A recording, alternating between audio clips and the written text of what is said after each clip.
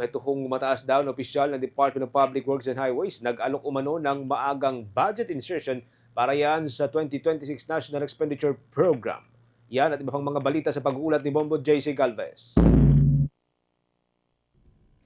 Naglabas ng ebidensya si Senate President Pro Tempore Ping Lacson laban sa isang opisyal ng Department of Public Works and Highways na umano'y nag-alok ng maagang budget insertions para sa 2026 National Expenditure Program.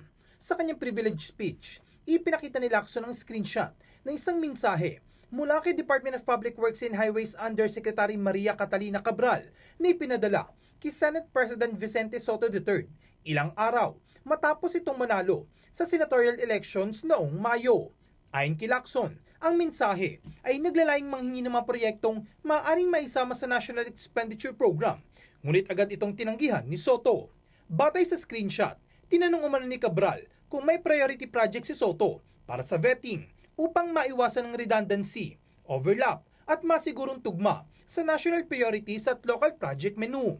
Binigyan din ni Lacson na inilabas niya ang ebidensya matapos umanong itanggi ni Cabral sa bagong kalihim ng Department of Public Works and Highways na si Vince Dizon ang kanyang papel sa usapin.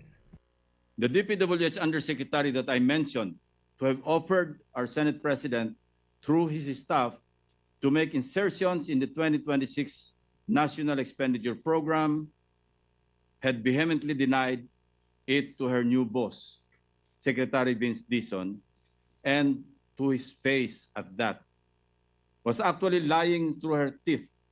Dapat alam niya na hindi ako basta nagsasalita ng walang katibayan. Ayan po ang resibo, Mr. President, and I quote, para maisama ko po sa NEP, sir. Her words, not mine. Sabi nga ng mga abogado, res ipsa loquitur.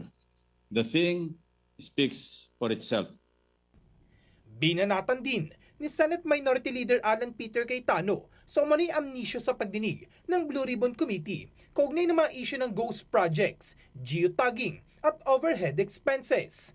Ayon kay Cayetano, malinaw na sumasalungat ito sa nauna ng pahayag ni Cabral sa Blue Ribbon hearing noong Agosto 27 kung saan itinanggi nitong may alam siya hinggil sa usapin.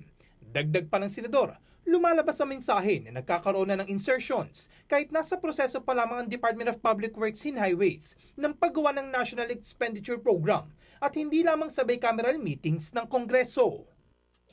Biglang hindi lang amnesia parang ang sagot ni Yusek Kati panay hindi niya alam, etc. Tapos tinanong ko siya doon sa geotagging. Sabi ko, nabanggit ngayon ni Senator Mark na may geotagging, hindi din daw niya alam dahil sa planning. So parang sunod-sunod ang sagot niya na hindi niya sakop, hindi niya alam, hanggang tinanong ko siya na meron naman kayo execom. Pero dito po sa text message, ang linaw, sabi niya, tingnan niyo para ma-vet ko redundancy, overlap, prior funding, correct location, alignment of national priorities, and consistency for menu of local projects. So, one, malinaw na yung insertion ay hindi lang legislators at hindi lang sa BICAM.